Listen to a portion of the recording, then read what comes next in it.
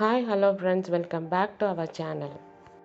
இன்றைக்கி நம்ம பார்க்க போகிற வீடியோ ஹோம் கார்டனிங்கில் ரோஸ் கார்டன் பராமரிப்பு பற்றி இந்த வீடியோ ஃபுல்லாக பார்க்கலாம். இதுக்குரிய டிப்ஸு நிறைய நான் கொடுக்குறேன். இதுக்கு முன்னாடி இது போல் 2 வீடியோ போட்டிருக்கேன். அந்த வீடியோ பார்க்காதங்க போய் பார்த்துட்டு வாங்க.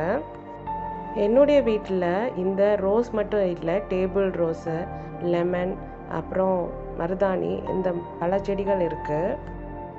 இந்த செடிகளை நம்ம டெய்லி நல்ல தண்ணி ஊற்றி பாதுகாக்கணும். அதுக்கு தேவையான பூச்சிக்கொல்லி இதெல்லாம் இயற்கையான உரங்கள் நான் எப்படி பயன்படுத்துறதுன்னு நான் சொல்லியிருக்கேன். இது வீட்டில் உள்ள காய்கறி கழிவு, பழக்கழிவு, இதை வச்சே இந்த செடிகளை நல்ல முறையில் வளர்க்க முடியும். சின்ன செடிகள் தான் நிறையா மொட்டுக்கள் விடும். அதோட ரோஸ் பெரிய சைஸில் இருக்கும், ரொம்ப அழகுள்ளதாக இருக்கும். இதில் உள்ள லீவ்ஸ் எல்லாமே ரொம்ப பச்சை பசைன்னு இருக்கிறதுக்கு ஒரு காரணம். அது என்ன காரணம் அப்படின்னு உங்களுக்கு நான் சொல்கிறேன். இந்த பிளான்ட் ரொம்ப பெருசாக வளர்ந்துக்கிட்டே இருக்குது. இந்த பிளான்ட்டில் நிறைய துளிர்கள் இருக்குது. இது லெமன்.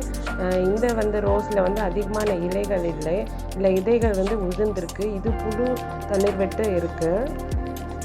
நம்ம வீட்டில் இருந்த டேபிள் ரோஸ் செடிகளை காணோன்னு தேடாதீங்க. இந்த டேபிள் ரோஸ் நிறைய பெரிய சைஸன் போல் நல்ல புஷஸ் போல் வந்ததுனால இதெல்லாம் நம்ம நிறையா பறித்து இதை மற்றவங்களுக்கு கொடுத்துருக்கோம். இந்த கிறிஸ்மஸ் ட்ரீ நல்ல பெரிய சைஸில் வந்துருச்சு. இந்த எல்லோ ரோஸ் நிறையா துளிர் விட்டுருக்கு. அப்புறம் ஒயிட் ரோஸும் விட்டுருக்கு. நம்ம பட் ரோஸ் செடி மட்டும்தான் இன்னும் இலைகள் சரியாக வராமல் இருக்குது. எல்லா செடிகள்லையும் நீங்கள் பார்த்துருப்பீங்க. எல்லா செடிகள்லையும் நான் ஓமவல்லி இலைகளை போட்டிருப்பேன். அதாவது கற்பூர இலைகள் அப்படின்னு சொல்லுவாங்க. இந்த கற்பூரவல்லி இலைகள் தான் ரொம்ப செடிகளுடைய இலைகள் பசுமையாக இருக்கிறதுக்கு ரொம்ப காரணம். இலைகள் அவ்வளோவா ப்ரௌனாகவே இருக்காது. நீங்கள் பாருங்கள், அந்த அளவுக்கு இந்த கற்பூரவல்லி இலைகள் எல்லா செடிகள்லையும் போட்டு விடுறது ரொம்ப நல்லது. இந்த ஓமவல்லி இலைகள் சில பேருக்கு சளி பிடிச்சா அந்த சளி போகிறதுக்காக இந்த ஓமவல்லி இலைகளை காய்ச்சி அந்த கஷாயத்தை கொடுப்பாங்க. அது நீங்கள் உங்கள் வீட்டில் இல்லைன்னு சொல்லி கவலைப்படாதீங்க. யார் வீட்லேயாவது ஓமவல்லி இலை 2-3 இலைகள் வாங்கினா மட்டுமே போதும். அதை ஒரு சின்ன தொட்டியில் போட்டு வச்சிங்கன்னா தானாகவே அந்த ஓமவல்லி செடி வந்துடும். நம்ம ரோஸ் செடிகள் நிறையா மொட்டு விட்டுருக்கு, நிறையா இளம் தளிர்கள் வந்திருக்கு. பாருங்கள், மொட்டுகள் எல்லாமே அதிகமாக இருக்குது. நம்மகிட்ட ரெட்டு அதிகமாக இருக்கிறதுனால ரெட் ரோஸில் தான் நிறையா பூக்கள் இருக்குது. இதற்கு காரணம் இந்த மிக்ஸி ஜாரில் நான் சோயா சங்க், பட்டை, அப்புறம் வெங்காயத்துடைய அந்த தொலிகளை வச்சுருக்கேன். இதை நம்ம அரைச்சி போடும்போது நம்மளுடைய பூக்கள் அதிகமாக இருக்கும். பூக்களுடைய இதழ்கள் பாருங்கள், ரொம்ப அதனுடைய அமைப்பே ரொம்ப அழகாக இருக்கும். அந்த மாதிரி இது எல்லாமே நம்ம அரைச்சி போடுறது நல்லது. இது வாரம் ஒரு முறை நீங்கள் செஞ்சு போடுங்க. இந்த பெரிய பூக்கள்லாம் வரும்பொழுது இதை கட் பண்ணும்போது நீங்கள் நல்ல நீளம் விட்டு நிறைய இலைகளோடு சேர்ந்து நீங்கள் பெரிய பூக்களை கட் பண்ணிடலாம். அப்படி கட் பண்ணும்போது தான் நீங்கள் அதிகமான துளிர்கள் விட்டு நம்மளுடைய செடி பெருசாகிறதுக்கு அது காரணமாக இருக்கும். அது நீளமாக இல்லைங்க, அடர்த்தி ஆகிறதுக்கு காரணமாக இருக்கும். செடி நீளமாக போச்சுன்னா பூக்களின் அளவு சின்னதாக இருக்கும். அதோடைய சைஸே சின்னதாக போயிடும். அதனால் நம்மளுக்கு பெரிய சைஸ் பூக்கள் வேணும் அப்படின்னு நினச்சா நம்ம க்ரூம் பண்ணி விடணும். க்ரூம் பண்ணி விட்டால் நம்மளுக்கு நல்ல இலைகள் தளிர்கள் விடும். அதுபோல் செடி அடர்த்தியாக இருக்கும். நீங்கள் அங்கங்கே காம்புகளில் பார்த்துருப்பீங்க, மஞ்சள் மஞ்சளாக தெரியும். ஒரு செடியில் ஒரு பூவை நான் வெட்டி எடுக்கும்பொழுது அந்த இடத்த நான் மஞ்சள் வச்சு தான் அதை இது பண்ணி விடுவேன். அந்த மஞ்சள் வைக்கிறது மூலமாக நோய் தாக்கம் இருக்காது. அந்த இடத்துல ஈரப்பதம் இருந்துக்கிட்டே இருக்கும். அது அடுத்த இலைகள் துளிர்கள் விடுவதற்கு இது இளந்தளிர்களை பார்க்கும்பொழுது ரொம்ப ஆச்சரியமாக இருக்கும். ஒரு நாள் நைட்டு படுத்துட்டு அடுத்த நாள் நம்ம காலையில் வெளியே பார்க்கும்பொழுது நிறைய இளந்தளிர்கள் இருக்கும். அது ரொம்ப பார்க்கவே பசுமையாக இருக்கும். என்னுடைய செடிகளுக்கு நான் அதிகமாக தண்ணி வேர்களில் விடுறதில்ல. நான் எல்லாம் ஸ்ப்ரே பண்ணி தான் விடுறேன்.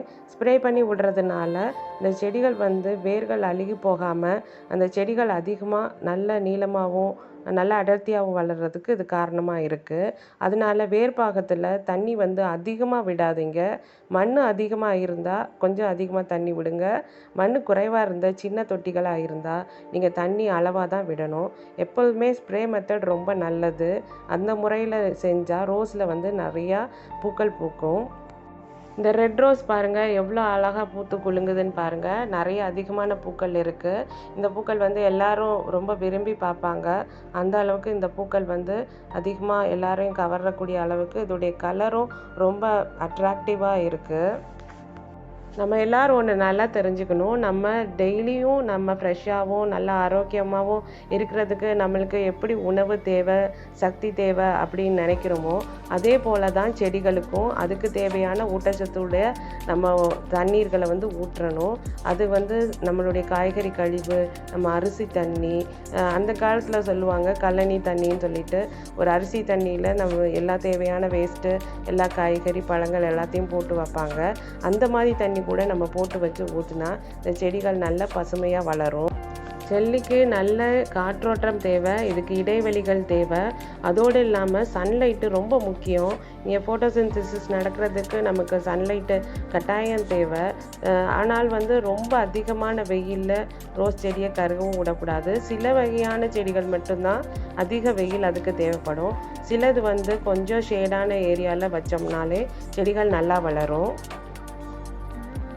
இந்த ஒயிட் ரோஸில் நிறையா தளிர்கள் விட்டுருக்கு, மொட்டுகளும் விட்டுருக்கு. இந்த ஒயிட் ரோஸ் வந்து அதிகமாக அடர்த்தியாக வளர ஆரம்பிச்சிருக்கு. நீங்கள் பார்த்தீங்க, இது எல்லாமே ஒரு சின்ன செடியாக வாங்கி கொண்டு வந்து வச்சோம். இதை இப்போ நல்லா வளர்த்துட்டோம். முதல்ல கார்டனிங்கில் இந்த ரோஸ் வைக்கிறதுல நம்ம நிறைய ஃபெயிலியர் ஆயிடுச்சு. இப்போது நம்ம கொண்டு வந்த நம்ம கிட்டத்தட்ட 5-6 செடிகள் வந்து ரொம்ப நல்லா வளர்த்தாச்சு. இதுக்கு மேலே நம்ம தைரியமாக நிறையா செடிகள் வாங்கி வைக்கலாம். எல்லா செடியிலையும் பாருங்கள், நீங்கள் வெங்காயத்தாள்கள் நீங்கள் பார்க்க முடியும். அதே மாதிரி இந்த சோயா சங்க், பட்டை இதெல்லாம் போட்டிருக்கு. இது நோய் கிருமிகள்லேருந்து இதை பாதுகாக்கும். சில செடிகளில் பார்த்தீங்கன்னா மொட்டுகள்லே சில சமயம் கருப்பு கருப்பாக தெரியும். அது எல்லாமே வந்து பூச்சிகள் அடிக்கிறது தான். அது வந்துச்சுன்னா பூக்களை வளர விடாமல் அப்படியே சுருக்கிரும். இந்த டேபிள் ரோஸ் பாருங்கள், இந்த டேபிள் ரோஸில் ஒரு செடியில் நிறைய கலர் வச்சுருக்கோம். இது மாதிரி நம்மகிட்ட இருக்க சின்ன டப்பாக்கள்லையும் நம்ம செம்பருத்தியும் அதிகமாக வளரும்.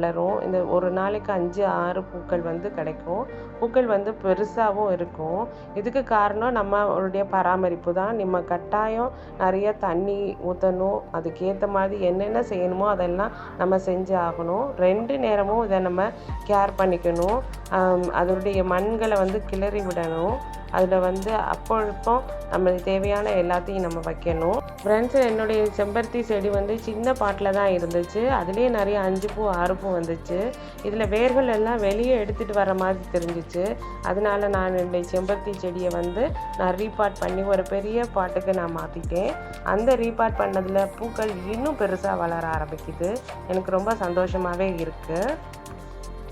இந்த பிளான்டெல்லாம் ரொம்ப விரும்புகிறவங்களுக்கு இந்த செடிகளை பாதுகாத்து வளர்ப்பது வந்து ஒரு குழந்தைய பாதுகாத்து வளர்ப்பது போல நினச்சிக்குவாங்க. அந்த அளவுக்கு நம்மளுக்கு ரொம்ப மகிழ்ச்சியை கொடுக்கும். அவங்களுக்கு ஒரு நல்ல மன அமைதியை தரும். அது மாதிரி இந்த பொருட்கள் எல்லாமே பார்க்கும்பொழுது நம்மளுக்கு ரொம்ப சந்தோஷம். எங்கள் வீட்டில் வளர்ந்த ரோஸ் எல்லாத்தையும் நான் டிஃப்ரெண்ட் ஆங்கிளில் நான் ஃபோட்டோஸ் எடுத்திருக்கேன். இந்த ஃபோட்டோஸ் எப்படி இருக்குது அப்படின்னு பாருங்கள். உங்களுக்கு பிடிச்சிருந்தா கீழே உள்ள கமெண்ட் பாக்ஸில் நீங்கள் கமெண்ட் பண்ணுங்கள். ஃப்ரெண்ட்ஸ், ப்ளீஸ் எல்லோரும் கமெண்ட் பண்ணுங்கள். இந்த மாதிரி வீடியோஸில் இன்னும் எந்த மாதிரி இம்ப்ரூவ்மெண்ட் வேணும் அப்படின்னு என்னடா கொஞ்சம் செடிகளை வச்சு அதிலே வீடியோஸை போட்டுட்ருக்காங்க அப்படின்னு தப்பாக நினைக்காதீங்க.